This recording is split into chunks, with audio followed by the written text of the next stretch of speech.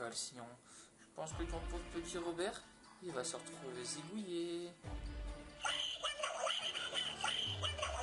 Ok. Crie pas autant.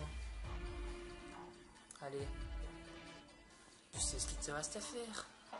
Espèce d'enfoiré! Je m'en fous, Robert, je te retrouverai, Robert.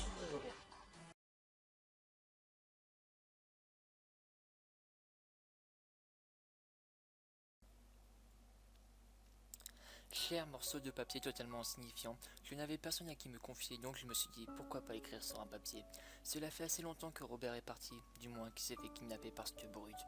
Bon, les gens l'appellent Jeff, mais je sais pas si c'est vraiment lui. Enfin, j'ai des doutes, mais ce mec est un psychopathe. Il a dit qu'il voulait en faire un canard à l'orange ou je sais plus quoi. Je sais même plus de quoi il parlait. Mais bon, il m'a renvoyé un message en me disant que ça lui suffisait pas, le remake de la Vanderton. Il veut que je fasse une creepypasta. Je sais même pas comment je dois le prendre, comment je dois réagir.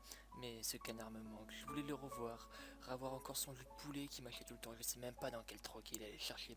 Ou même son paquet de chips qu'à chaque fois je prenais, qui était le mien d'ailleurs parce que c'était moi qui l'avais acheté. Mais à chaque fois que je retourne dans mon frigo, je vois le paquet et je me suis dit merde, il l'a pas mangé. Il n'y a plus Robert, c'est plus pareil sans Robert, je sais plus comment faire, je sais pas comment vivre. Mais bon, c'est pas grave, ce canard est parti. Il va falloir que je refasse encore des creepypasta pour pouvoir le récupérer. Apparemment, ce serait la dernière avant d'avoir des nouvelles plus concrètes. Une vidéo, ce serait mieux qu'une petite lettre. Mais là, je me rends compte que je suis en train d'écrire avec un stylet de DS. Je pense que je commence vraiment à perdre la tête. Et la chanson que j'ai mise rend l'ambiance totalement bizarre, même pas glauque, mais triste et ça fait un petit côté gay. Enfin bref, faudra peut-être que j'arrête de raconter des conneries et que je m'attaque à ces creepypasta.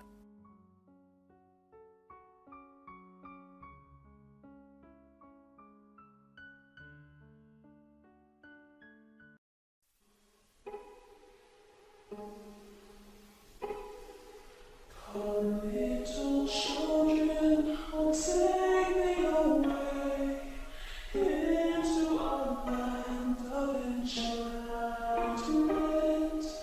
Come, little children, the time's come to play here in my garden of shadows.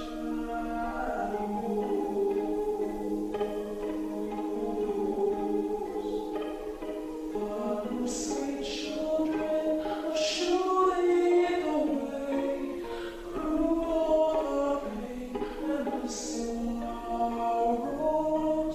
Leave not your children lifeless this way, murdering beauty and passion.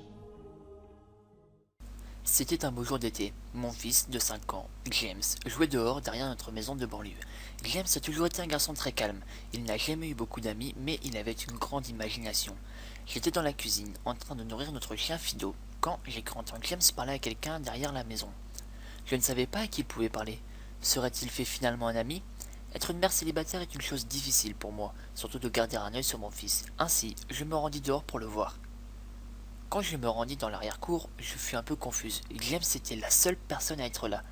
Se serait-il parlé à lui-même? J'étais pourtant sûr d'avoir entendu une voix. « James, il est temps de rentrer !» ai-je crié. Il rentra immédiatement à l'intérieur et s'assit sur la table de la cuisine. Il était environ midi quand je me décidai à lui faire un sandwich au poulet. « James, à qui parlais-tu tout à l'heure » je lui demandai. Et James leva les yeux pendant un moment, puis il me dit en souriant « Je jouais avec mon nouvel ami !»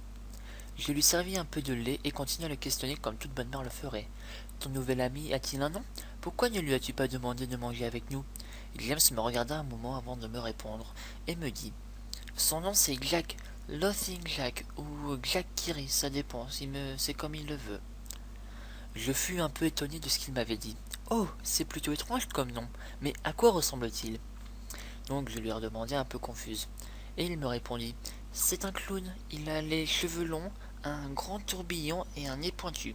Il a de longs bras, un pantalon bouffant avec des chaussures rayées, mais surtout il sourit toujours. » J'ai réalisé que mon fils parlait à un personnage imaginaire.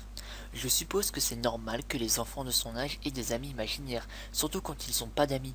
mais c'est probablement juste une phase. Le reste de la journée se passa comme d'habitude et il commença à se faire un peu tard quand je me décidai enfin à mettre James au lit. Je le posai, lui donnai un baiser et allumai sa veilleuse avant de fermer la porte. J'étais assez fatigué pour ma part et je me décidai à aller au lit quand, un peu de temps après, je fis un horrible cauchemar. Il faisait sombre et j'étais dans une sorte de parc d'attractions délabré. J'avais peur, je courais à travers un champ infini de tentes vides, manèges cassés et arcades abandonnées. L'endroit était horrible à regarder, tout était noir et blanc, des animaux en peluche, tous suspendus à des nœuds dans des huttes de jeu, tous avec des sourires malades cousus sur le visage. C'était comme si l'ensemble du parc me regardait, même s'il n'y avait rien d'autre de vivant en vue. Puis, soudain, j'ai commencé à entendre jouer de la musique. Les sons de Pop Goes the Weasel, qui se jouait sur un squeezebox à travers le parc, c'était hypnotisant. J'ai suivi le son jusqu'à une tente de cirque, presque en transe, incapable d'arrêter mes jambes. Il faisait nuit noire, la seule lumière provenait d'un unique spot lumineux du centre du chapiteau. Alors que je marchais vers la lumière, la musique ralentit et je me suis retrouvé à chanter, incapable de m'arrêter.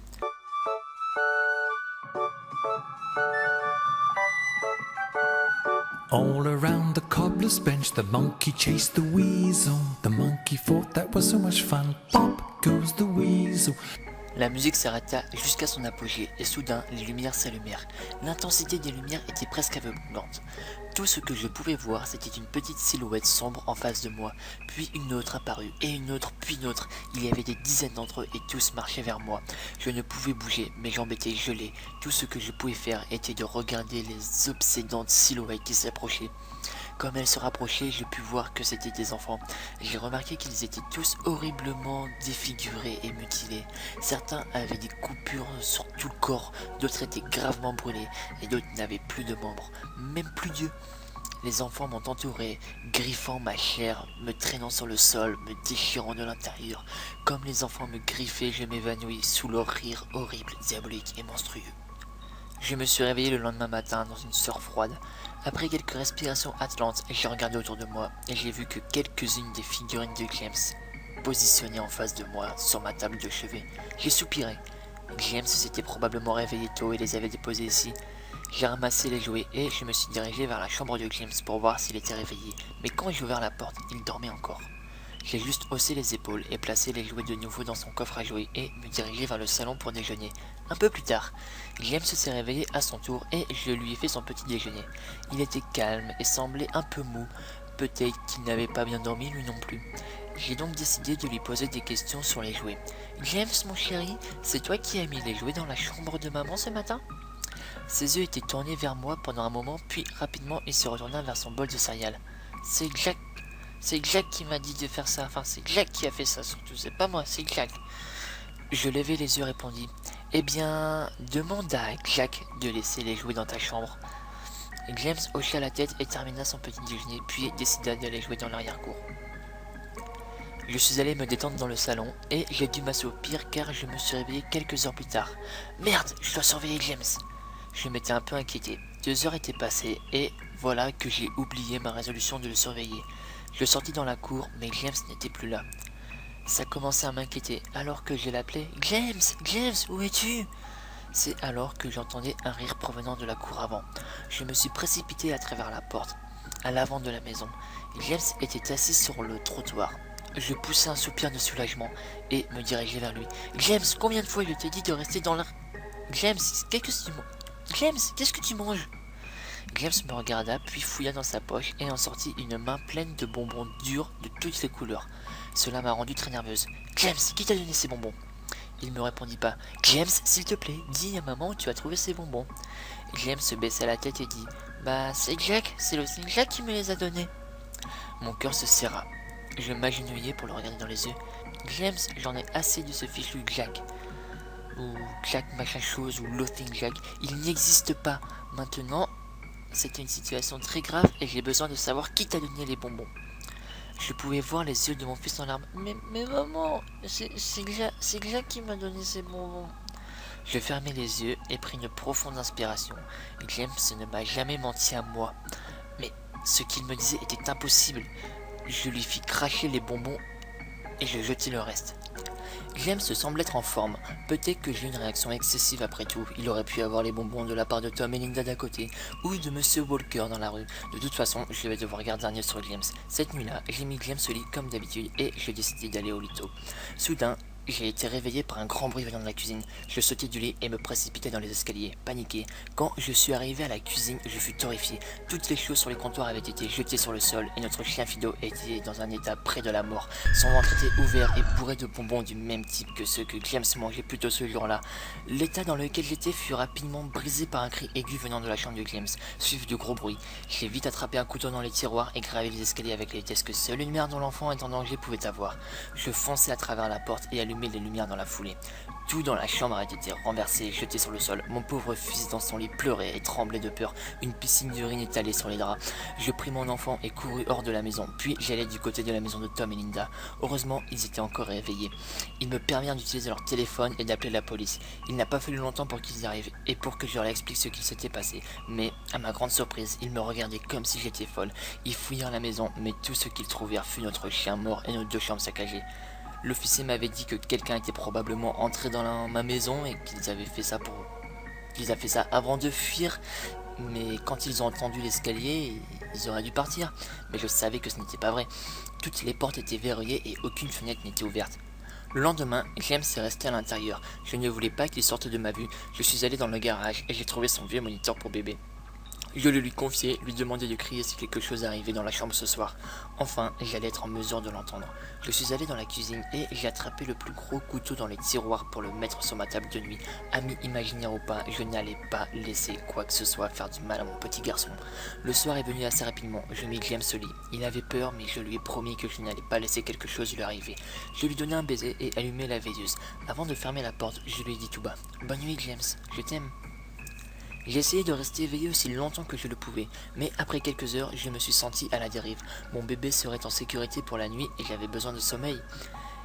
Au moment où je posais ma tête sur l'oreiller, j'ai entendu un bruit venant du moniteur pour bébé que j'avais confié à mon fils. Au début, ça ressemblait à des interférences, comme le type que radio pouvait faire.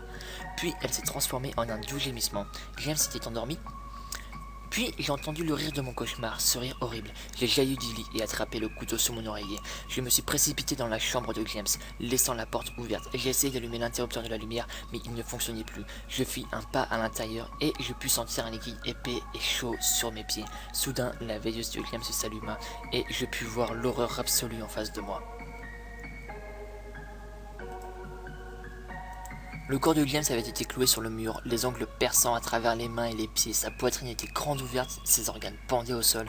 Ses yeux et sa langue avaient été enlevés en même temps que la plupart de ses dents. J'étais dégoûté, je ne pouvais à peine croire que c'était mon petit garçon. Puis je l'ai entendu à nouveau, le désespéré doux gémissement. James était encore en vie. Mon bébé, mon pauvre bébé, tant de douleur, à peine accroché à la vie. J'ai couru à travers la pièce et vomi sur le sol, mais ma terreur fut interrompue par un gloussement horrible venant de derrière moi. Je me retournais tout en essuyant la bile de ma bouche quand, sortant de l'ombre, est apparu le démon responsable de toute cette horreur. L'Osing Jack, la peau blanche telle la neige et les cheveux noirs emmêlés pendant jusque ses épaules. Il avait des yeux blancs entourés par des anneaux noirs sombres, son sourire tordu révélé par une rangée de dents aiguisées. Il portait un costume de clown noir et blanc, avec des manches longues et des chaussettes rayées. Son corps lui-même était grotesque. Ses longs bras ballants le long de sa taille et la façon dont il se tenait lui donnait un air presque squelettique, comme une poupée.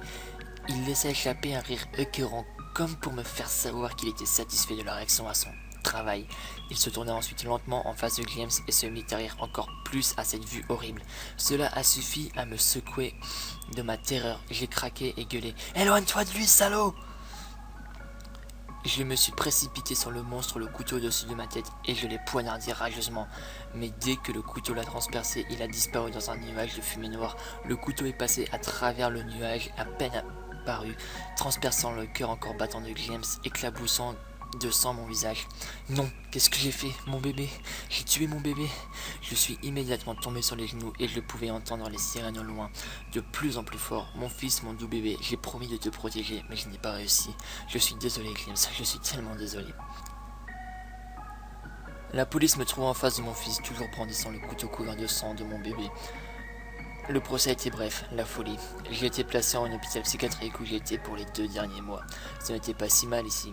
La seule raison pour laquelle je suis éveillé maintenant, c'est parce que quelqu'un joue Pop Goes the Weasel sous ma fenêtre. Je vais en parler au préposé à ce sujet plus tard dans la matinée.